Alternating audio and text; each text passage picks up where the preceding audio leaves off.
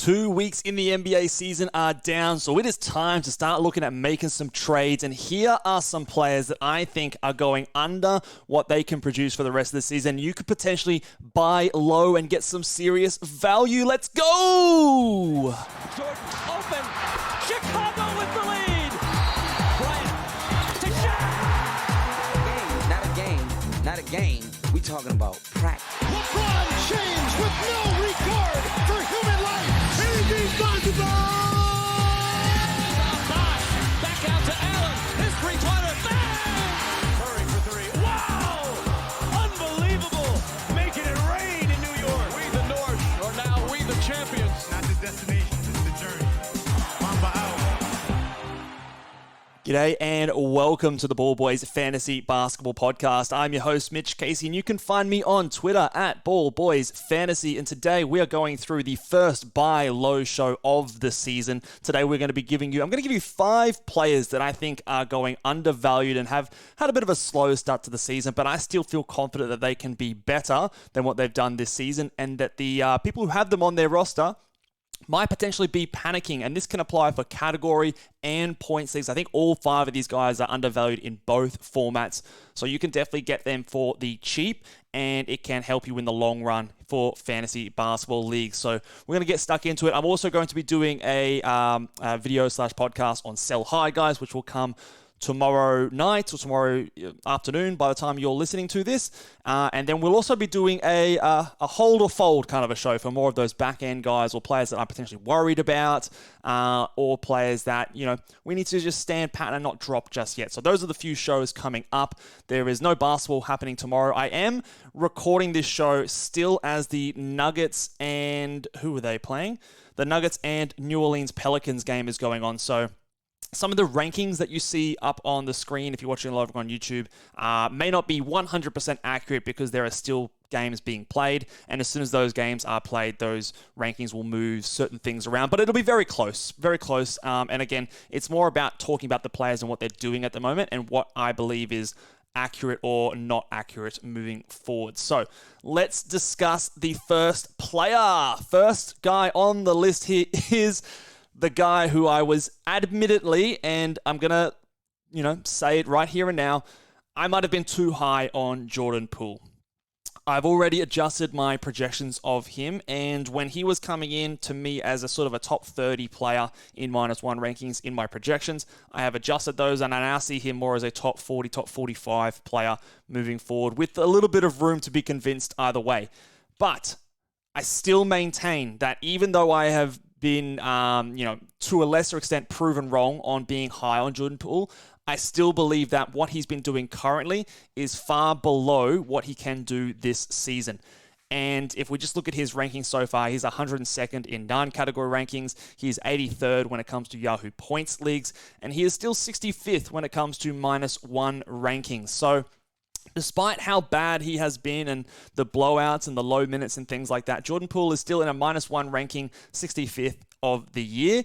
The 9 category rankings are poor, and there are a few things that I think that can definitely change here for Jordan Poole. The number one thing for Jordan Poole is the minutes. The minutes are down, and it is something that I have adjusted on my projections, but I still think that when he's averaging...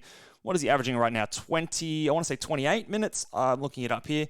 He's currently averaging 27.9 minutes per game, below what he was averaging for the Golden State Warriors last season when he was coming off the bench. Now, there have been so many blowout games. 3 out of the first 6 games for the Washington Wizards have been blowouts. In fact, I could argue that there was another blowout there and as well against Atlanta where he played low minutes, but the score was kind of closer in that last quarter where they kind of made this fake comeback. But so that really leaves you with 2 legitimate games that were kind of close, and in those games one game he played 36 minutes and the other game he played 28 minutes. So the Washington Wizards are bad, and I originally had him projected for about 35 minutes coming into this season, and I don't think he's going to get there. So that was something that I misread. Maybe I didn't quite appreciate how many blowouts there were going to be for the Wizards and how bad they were. So I'm going to put my hand up and say, yes, I was incorrect about that. The other thing that I think is maybe something that I was a bit bullish on was how many times he could get to the free throw line. But So far this season, he is getting to the free throw line 3.2 times a game and shooting 78.9% from the free throw line. This is a player who's been at above 90% shooter from the free throw line in the past. Last season, he was 87% from the free throw line on 5 attempts per game. You cannot tell me that Jordan Poole is going to average fewer than 5 free throw attempts a game when he did so off the bench last season for Golden State Warriors. I believe that number rises back up closer to the high 80s, and the free throw attempts go up by another couple per game this season as well. His usage is currently at 29.3% on the season. I think that has a little bit of room to rise as well. Last year, again, off the bench, he was slightly higher at 29.4%. So I do believe there are a few things that can improve this season. There are also some things that will come down. His steals at 1.7 will not stick at that height. His 0.7 blocks will not be that high as well. But again, he's averaging 1.8 rebounds per game, and I think that has a chance to also come up. So a lot of things here I think can improve. I don't think he's going to be someone who's averaging 27 points per game, which some suggested. Now, in my projections originally, I only had him averaging 25 points per game. I have adjusted that again now to closer to 23 points per game.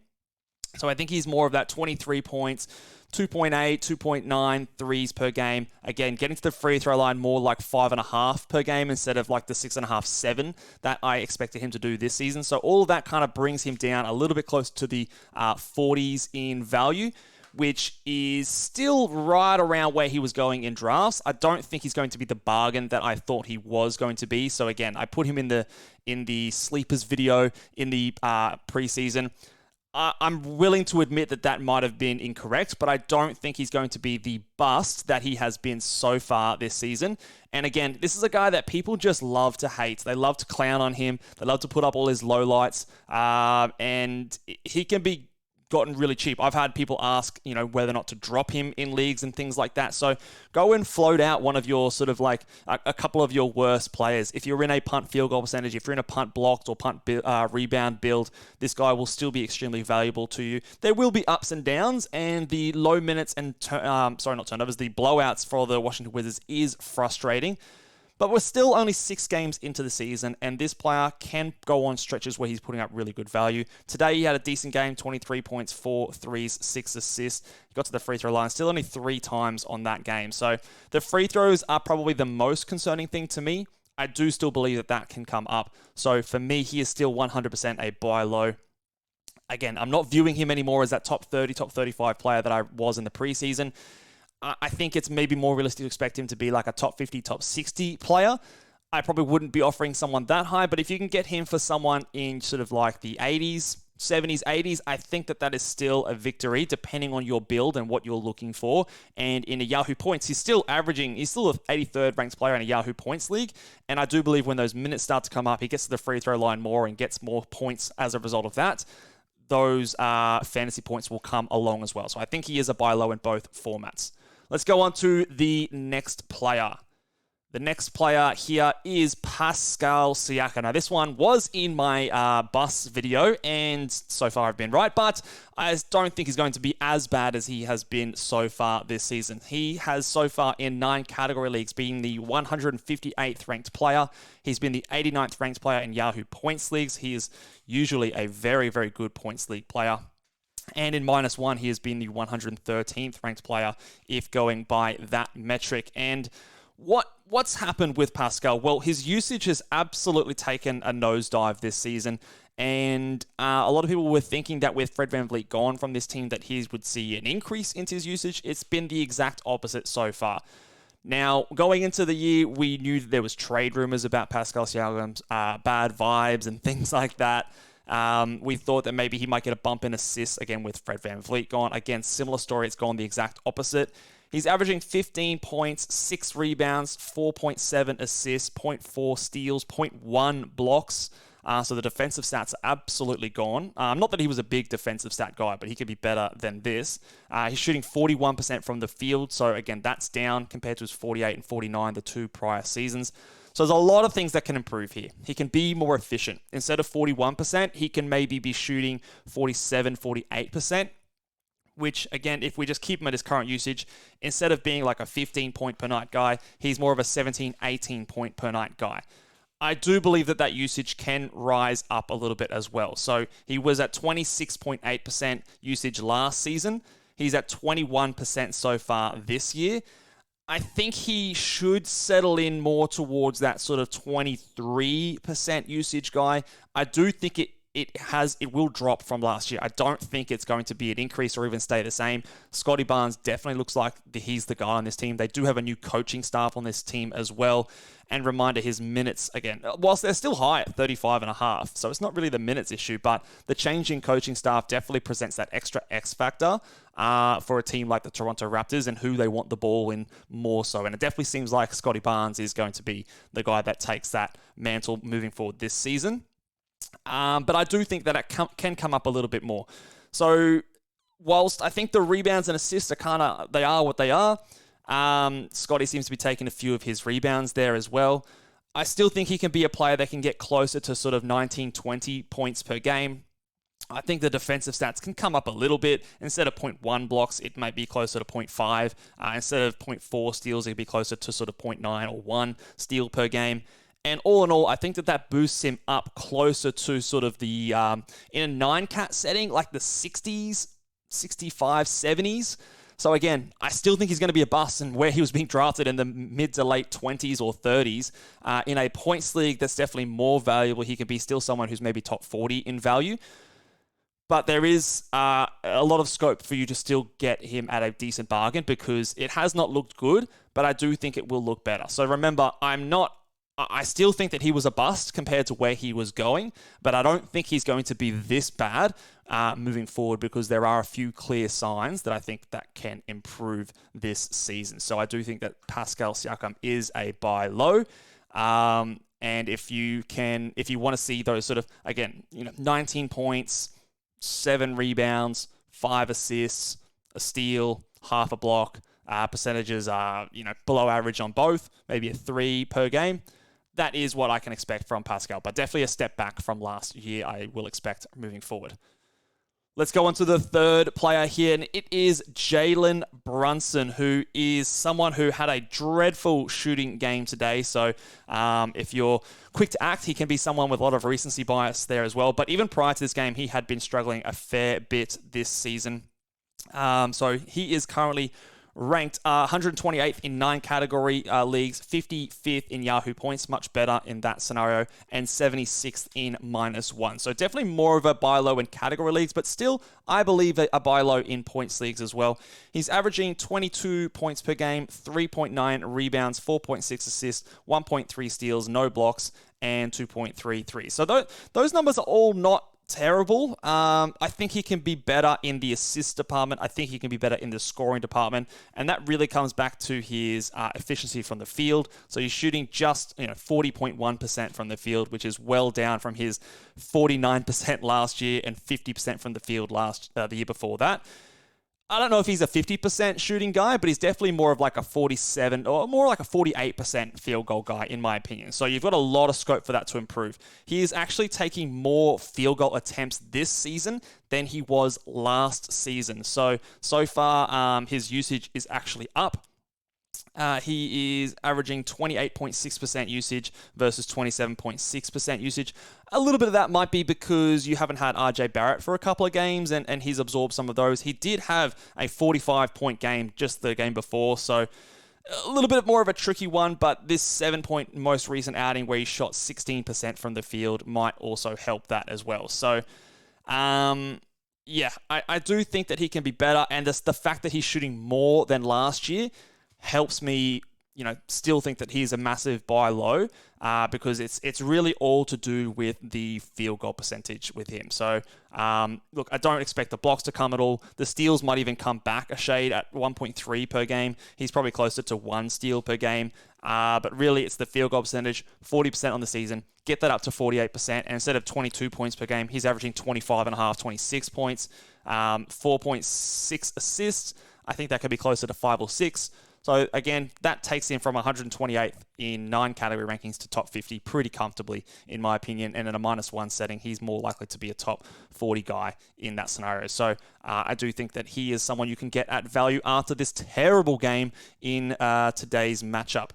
Let's go to number 4 on the list.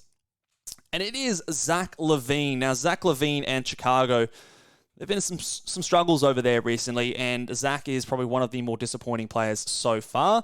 He is in 9 category leagues, the 121st ranked player so far this season, 75th in Yahoo points, and 91st when it comes to -1. He is averaging 22 points, 2.4 threes, 4 rebounds, 2.3 assists, 0.8 steals, 0.1 blocks, and shooting just below 42% from the field.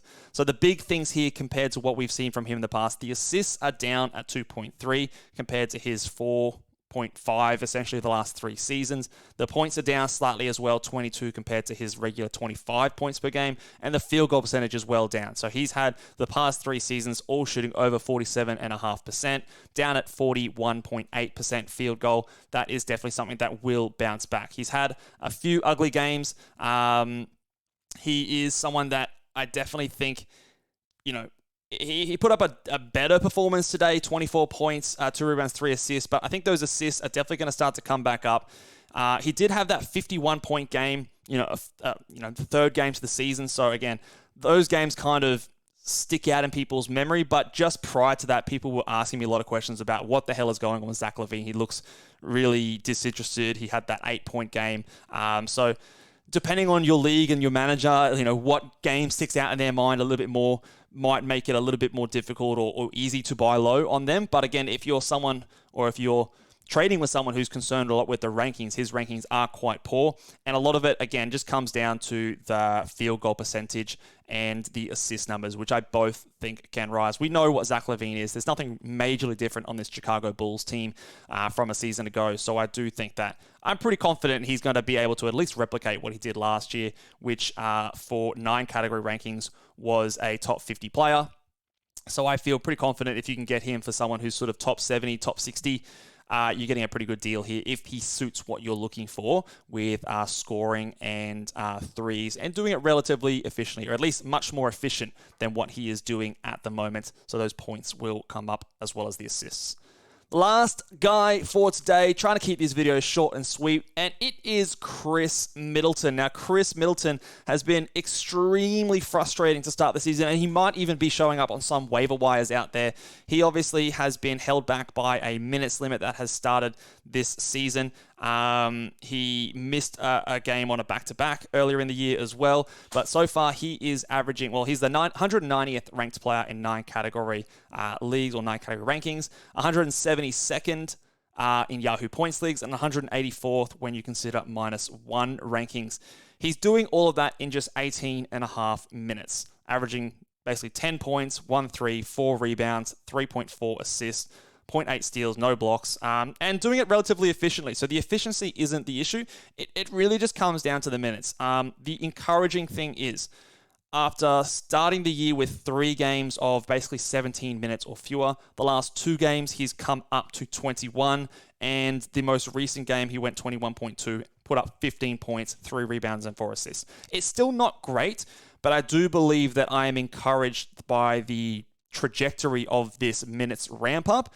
And if someone who in your league has Chris Middleton, they've fallen behind a little bit and they're struggling to get some wins, you might be able to grab yourself a guy that you might require a little bit of patience for. He won't be at his best for a little while still, but I do see a pathway for him to at least get back to. Again, we weren't super excited about him with Damian Lillard coming to this team, so I would probably more view him as a top 80, top 75 kind of a guy, not the top 50, top 60 guy that we maybe thought of before the Damian Lillard trade. But I do believe that obviously 190th, that means you wouldn't have him on your team. And again, some people have dropped him in leagues that I've had questions about. I do think that It will require patience, but he will be a lot better than this, and those minutes will start to come up. And I'm expecting to settle around the sort of 30 minutes per night range once he's sort of up and firing. He did play minutes in the second half today as well, which was very encouraging after a few games where he played basically all his minutes in the first half and then didn't reappear on the court. So they are starting to ramp up. So I do believe that you can get some good value on a player like Chrissy Middleton. That will do it for us today, guys. I know I've probably missed a bunch of other players, but I wanted to just try and keep it short and sweet. 5 players. If you have any other questions about any buy lows, drop them down in the comments on YouTube as well. Make sure, if you are enjoying the podcast this season, hit subscribe on Apple Podcasts, Spotify. Give us a 5-star rating and review as well if you have a spare 10 seconds. Would really, really appreciate that. Make sure, if you're over on YouTube, hit the thumbs up button. And tomorrow we will be coming out with a sell high video, talking about some players that maybe are overdoing it and you can get some value if possible. And then hold or fold, talking about that later. Until then, see you next time. Bye.